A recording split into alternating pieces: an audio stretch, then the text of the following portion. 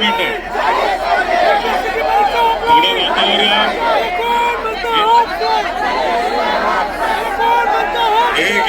थोडं वातावरण या सर्व मान्यवरांच्या भाषणांमुळे काही प्रमाणात गरम झालेला आहे. पावसाने थोडासा गार करण्याचा प्रयत्न तिथे केलाय, पण तरी सुद्धा एक दोन घोषणा आपण घेऊया. विद्यार्थी एकजुटीचा एवढा कमी आवाज कसा चालेल? शेवटपर्यंत म्हणजे त्या पोलीसची गाडी दिसती का तिथपर्यंत हात वर करून विद्यार्थी एकजुटीचा, विद्यार्थी एकजुटीचा असा आवाज असेल तर आपली कामं नक्कीच होणार. मी सांगतो तुम्हाला. एक तर सुरुवातीला महाराष्ट्र राज्य विद्यार्थी कृती समिती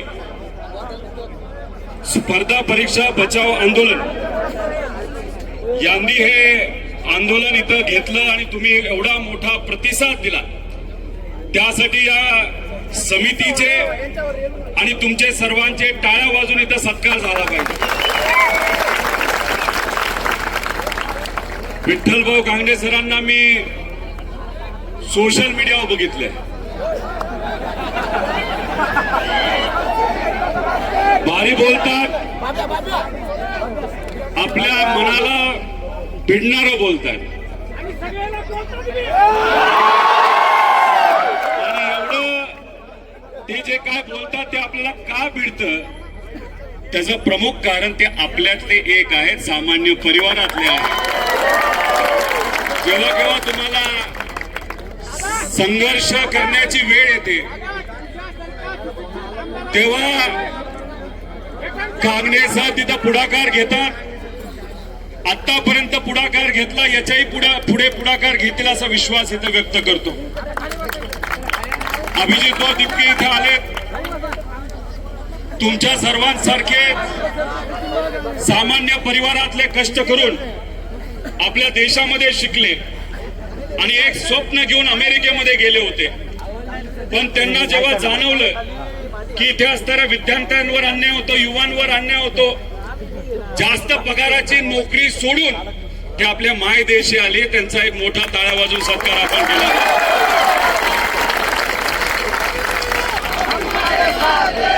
नीट परीक्षा देणारे सुद्धा सामान्य परिवारातले लोक आहेत. कुठंतरी वय खेळायचं बागडायचं असतं, तिथं ते अभ्यास करतात, मोठी मोठी फी देतात आणि मग कुठंतरी आपल्या आई वडिलांचं स्वतःचं डॉक्टर बनण्याचं स्वप्न पूर्ण करण्याचा प्रामाणिकपणे प्रयत्न करतात. पण दुर्दैव असं 24 आणि 26 या दोन्ही वर्षी नीटचा पेपर फुटला आणि एका पेपरची किंमत ही 80 लाखावर त्या ठिकाणी गेली. फक्त श्रीमंतासाठी आणि पैशावाल्यांसाठीच ती परीक्षा घेतली गेली आणि त्याच्या विरोधात अभिजित भाऊ आणि त्यांचे सर्व सामाजिक कार्यकर्ते त्या ठिकाणी लढतात. मी पूर्णपणे तुमच्या सर्वांच्या उपस्थितीमध्ये त्यांच्या आंदोलनाला इथं पाठिंबा देतो आणि नक्कीच ते आंदोलन मोठं होईल. आणि त्यांना एक गोष्ट मात्र सांगतो, पुढच्या काही दिवसामध्येच जे मंत्री पाय उतार झाले पाहिजे त्यासाठी तुम्ही प्रयत्न करतात. आम्हाला जे कळालेलं आहे 100% त्यांना पाय उतार व्हावंच लागेल. त्यामुळे धर्मेंद्र एकदम भारी कधी हसूड हातात घेतात, शेतकऱ्यासाठी लढतात, विद्यार्थ्यांसाठी लढतात आणि आक्रमक पद्धतीने लढतात. आता कांगणे सर आणि साबळे भाऊंचं सोशल मीडिया अकाउंट हे बंद केले, तुम्हाला माहिती आहे ना. बंद करून सुद्धा तुम्ही जो पाठिंबा दिला, तुम्ही जे भक्कमपणे या दोघांच्या पाठीमागे राहिला त्यासाठी मनापासून आपल्या सगळ्यांचे आभार व्यक्त करतो. कराळे सर भाषाले भारी वाटते मला, त्यांची आक्रमक बोलतात, लढतात आणि भ्रष्टाचार झाला तर तुमच्या बरोबर ते प्रामाणिकपणे तिथे राहतात. काल परवा वर्ध्यामध्ये मोठं आंदोलन अशाच पद्धतीचे एमपीएससी विद्यार्थ्यांच्या पाठिंब्यासाठी आणि टीईटी परीक्षाचा पेपर जो फुटला यासाठी कराळे सर तिथं विद्यार्थ्यांबरोबर उतरले होते. त्यांचं मी मनापासून छत्रपती संभाजीनगरच्या या सर्व विद्यार्थ्यांच्या वतीने या ठिकाणी आभार व्यक्त करतो. त्याच्याच बरोबर आशिष मगर सर असतील, रविकांतजी तुपकर असतील, माजी आमदार सुनीलजी भुसारा असतील, बाबासाहेबजी शिंदे सर असतील, त्रिशूलजी पाटील असतील, बरोबर इतरही सर्व जे आपल्या या समितीचे पदाधिकारी, प्रमोद पाटील, संग्रामभाऊ सूर्यवंशी, किरणजी निंबोरे, सर्वच मान्यवर मला या ठिकाणी बोलवलं, त्यासाठी मी मनापासून आपल्या सगळ्यांचेच आभार व्यक्त करतो. आणि तुम्ही बोलवलं नसतं तरी मी इथं आलो असतो.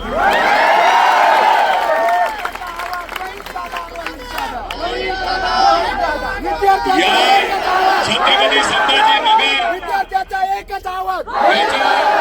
याच्याबद्दल, या शहराबद्दल जेव्हा आपण विचार करतो, या नावाबद्दल जेव्हा विचार करतो, आपल्या सगळ्यांना संघर्ष दिसतो.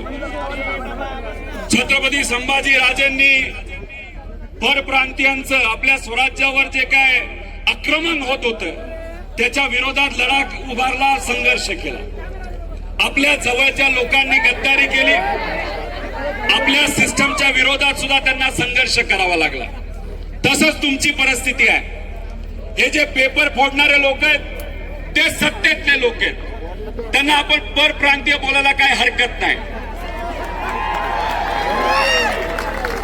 आणि आपल्याला दुसरी कुठली अडचण आहे?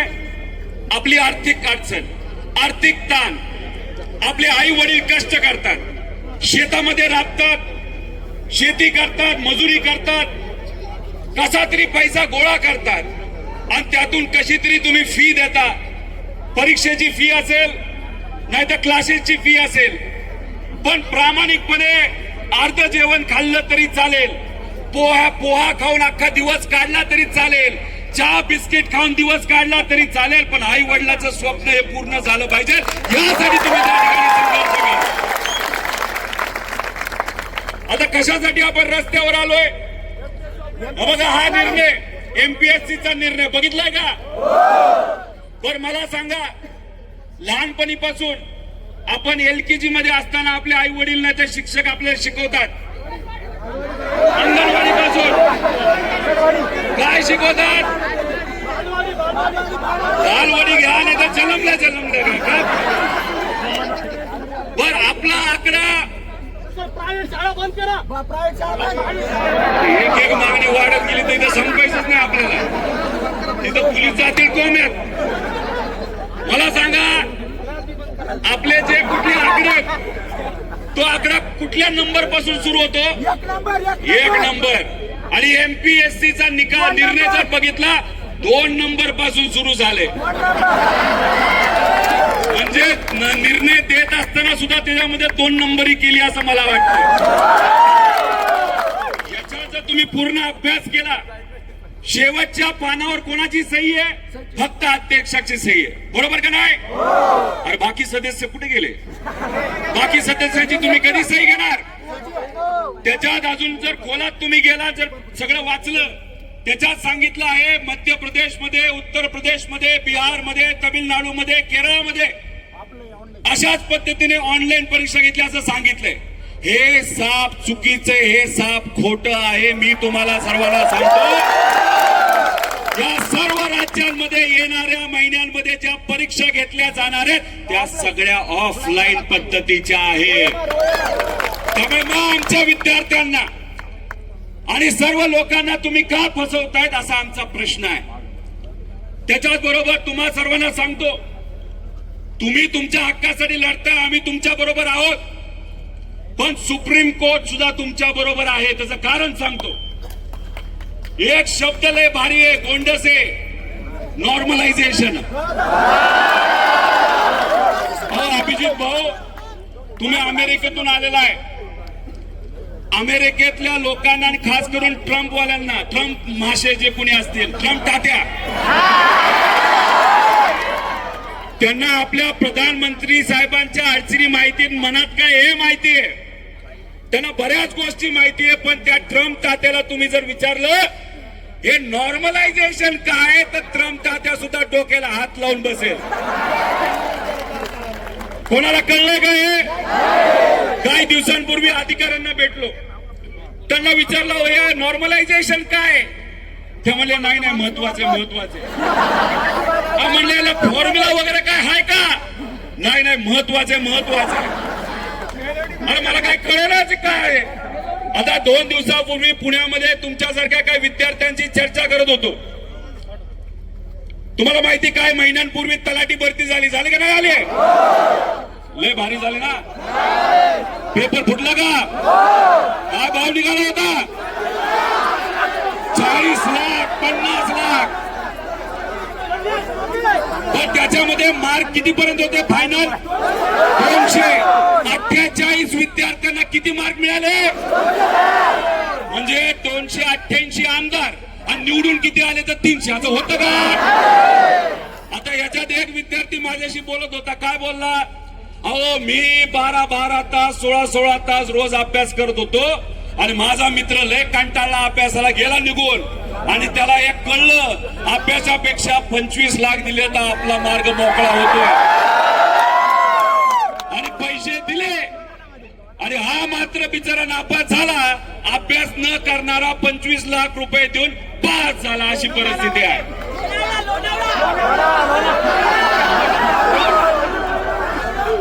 हे का ठेवलं गेलंय तुम्हाला सांगतो. नॉर्मलायझेशन, त्याच्यामध्ये आपल्याला कन्फ्युजन व्हावं.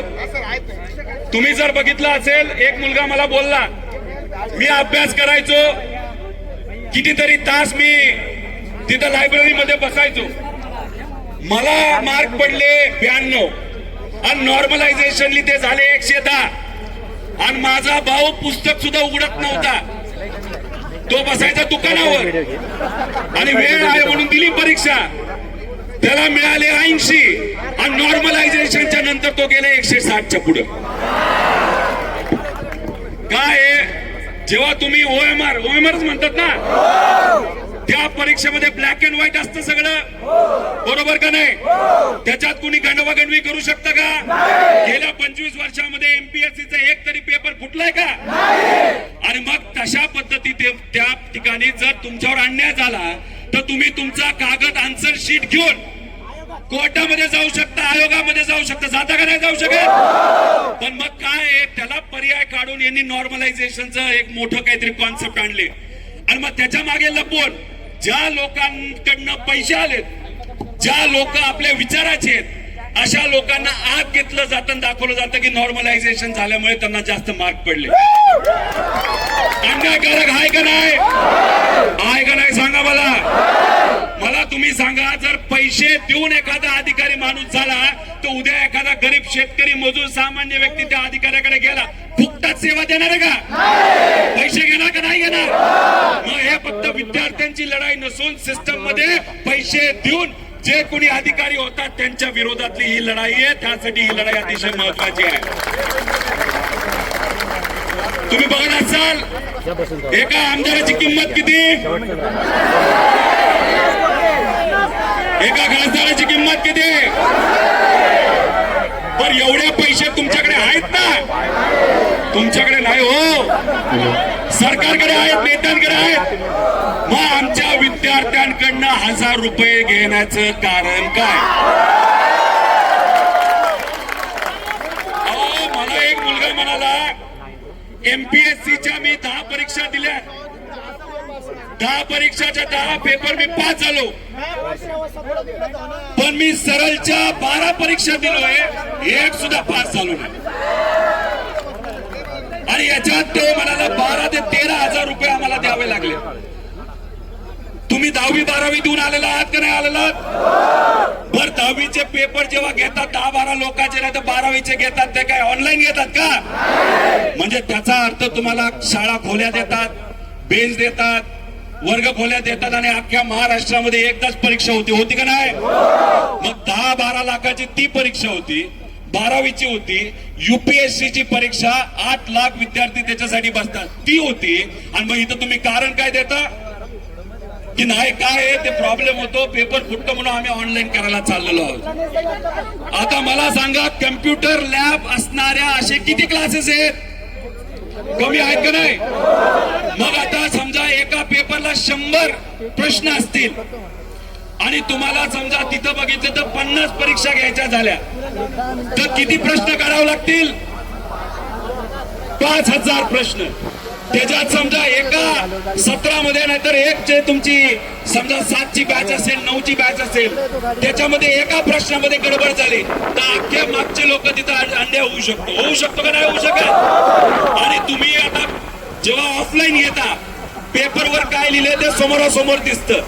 ऑनलाईन गेल्यानंतर तुम्हाला पुढच्या पेजवर जावं लागतं आणि विसरला तर परत मागच्या पेजवर जावं लागतं. त्यात तुमचा जास्त वेळ जातो. तर हे जे काय हे आपल्याला थांबवलं पाहिजे. त्याचं कारण असं आहे की सरकारमध्ये बसणाऱ्या काही लोकांना याच्यातून भ्रष्टाचार करायचा आहे, याच्यातून पैसा खायचा आहे आणि हे कुठेतरी आपण सर्वांनी आणून पाडायचं. तुम्ही त्यांच्या याच्यामध्ये दिलेल्या एका लिंकवर गेलाय का? कुठं जाते ती लिंक? TCS ला जाते. आता मला तुम्ही सांगा, विद्यार्थ्यांची परीक्षा पेपर तुमचा TCS बरोबर तुमचा कॉन्ट्रॅक्ट आधीच झालाय आणि TCS ला ताकद देण्यासाठी, TCS ला पैसे देण्यासाठी ही परीक्षा जर तुम्ही ऑनलाईन पद्धतीने आमच्यावर लादत असाल तर आम्ही सुद्धा मराठी माणसं आहोत, आम्ही कुठं घाबरणार नाही. टीईटीच्या परीक्षेचं काय झालं? 6.5 लाख विद्यार्थी बसतात.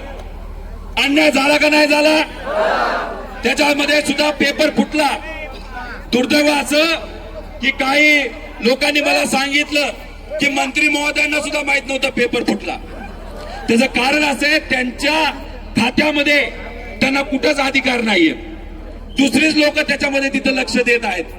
त्यामुळे आपल्याला टीईटी पेपरला बसणारे आमचे जे पुढचे सर्व शिक्षक आहेत त्यांच्या पाठीमागे आपल्याला राहायचं का नाही राहायचं? पण टीईटी वाल्या सगळ्या विद्यार्थ्यांना मला सांगायचंय, MPSC परीक्षेसाठी हे जे सर्व विद्यार्थी लढतायत त्यांच्या पाठीमागे तुम्ही राहणार का नाही राहणार? घरातले आपले काही विद्यार्थी नीट परीक्षेसाठी बसतात, तिथे पेपर फुटतो, त्यांच्या पाठीमागे तुम्ही सर्वजण संघटित राहणार का नाही राहणार? कारण का ही लढाई तुमची, आपल्या सगळ्यांची आणि आपण सर्वजण विद्यार्थी म्हणून या सर्वच विद्यार्थ्यांच्या पाठीमागे त्या ठिकाणी राहिलो तर नक्कीच कुठं ना कुठंतरी आपल्या सर्वांना यश मिळण्याशिवाय राहणार नाही. आता आज इथं आंदोलन झालं, नंतर ही कृती समिती आपल्या सर्वांना मार्गदर्शन करेल पुढचं आंदोलन कुठे. मुंबई मंत्रालय. पण मला असं वाटतं त्याच्या आधी एक स्टॉप आपण पुण्याला घेऊया. पुण्याला घेऊया ना. आता वारी कधी संपते पुरी? 24 तारखेला. 24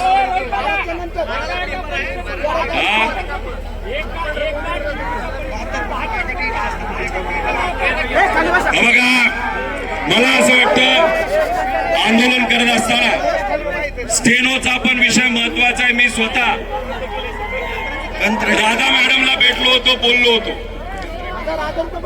मंत्र्यांना भेटलो. त्यांनी जो युक्तिवाद मला दिला, त्यांनी मला सांगितलं काय झालं, आर्टिफिशियल इंटेलिजन्स आलेलं आहे. आता फोनवर बोललं तरी टायपिंग होतं, मग टायपिस्टची काय आपल्याला जरूरत आहे असं त्यांनी मला सांगितलं. पण त्यांनी काही सांगितलं तरी मी तुम्हाला आश्वासित करतो, तुमच्या सर्वांसाठी आम्ही लढणार आणि जिंकणार सुद्धा.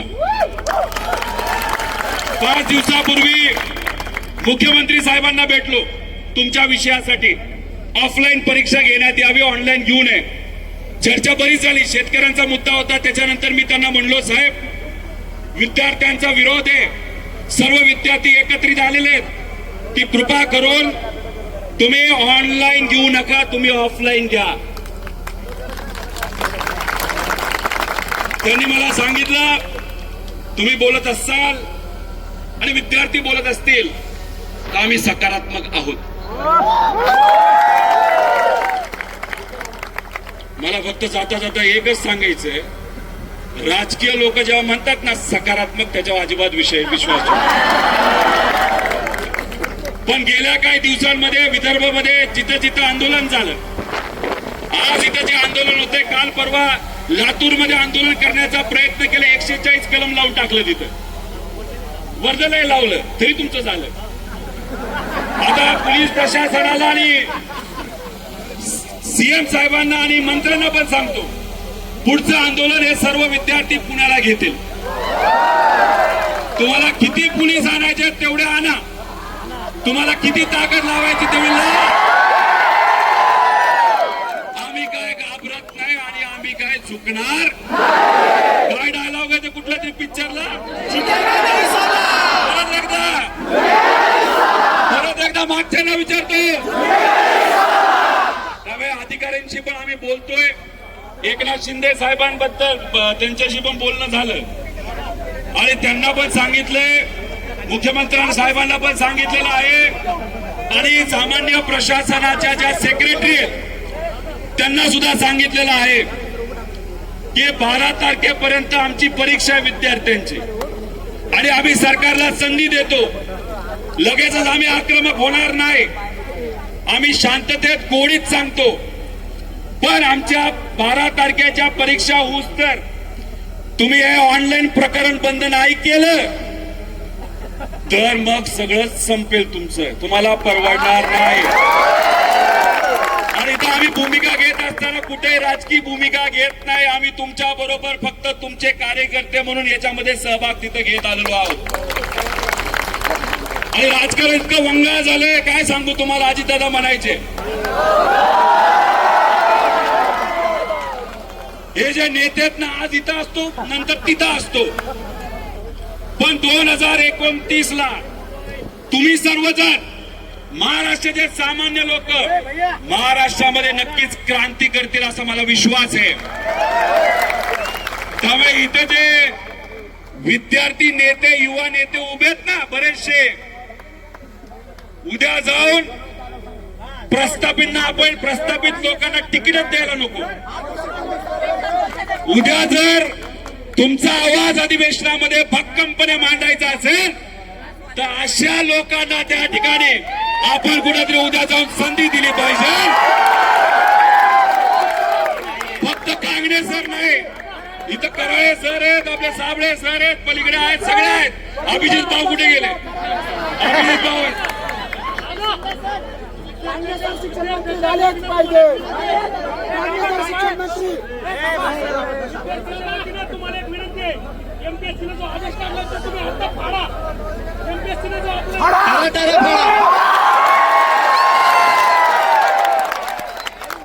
बघा, एमपीएससी कोणाच्या तरी सांगण्यावरनं दुर्दैवाने त्या ठिकाणी चालते. त्यामुळे एमपीएससीला पण सांगायचं सीबीआय सीआयडी त्याच्याबरोबर आरबीआय ह्याची स्वायत्ता संपलेली आहे.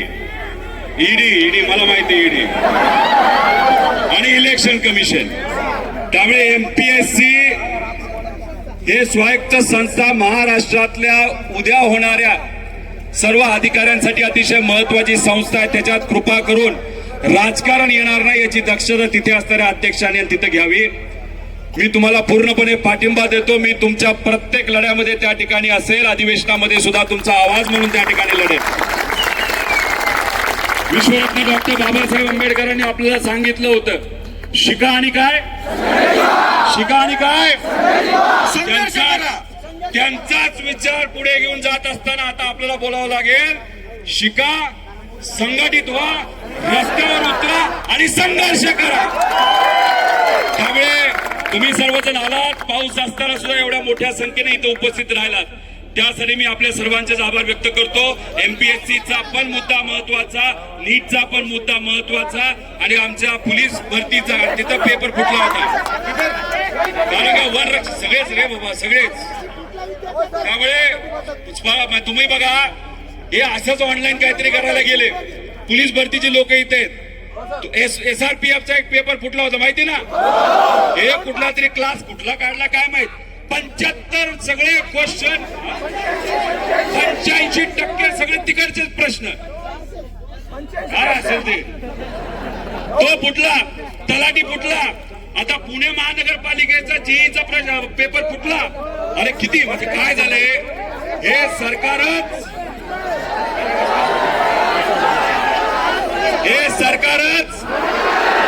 कशावर उभं राहिलंय. पक्ष, नेते, आमदार, खासदार. त्यामुळे यांना काय वाटतं की पेपर फुटला पाहिजे.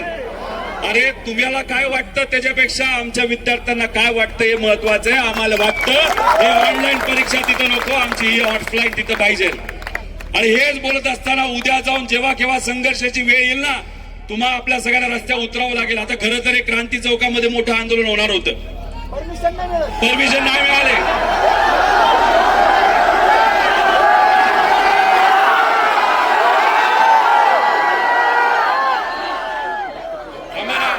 कांगणे सरांनी काय सांगितले, येतो झाकी काय ये तो झाकी है, ये तो झाकी है. कारण का 12 तारखेला तुमचा पेपर आहे. पेपर महत्वाचा आहे.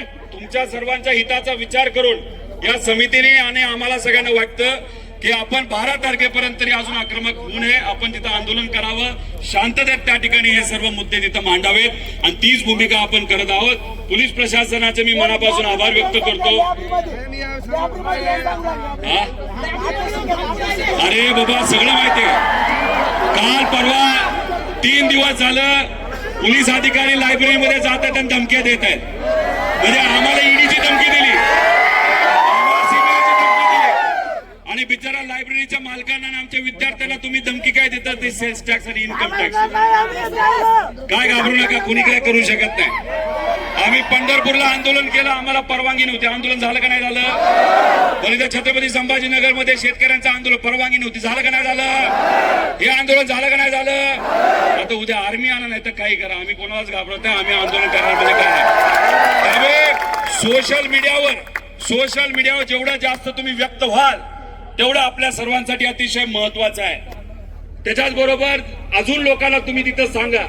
आणि हे सर्व जे काही आपले विद्यार्थ्यांचे नेते आहेत त्यांच्या पाठीमागे तुम्ही राहा. आम्ही तुमच्या बरोबर आहोत आणि हेच एकजूट अशीच ठेवली तर विजय 100% आपला आहे. त्यामुळे विद्यार्थी एकजुटीचा हात वर करून, विद्यार्थी एकजुटीचा, विद्यार्थी एकजुटीचा. जय हिंद, जय महाराष्ट्र, जय विद्यार्थी.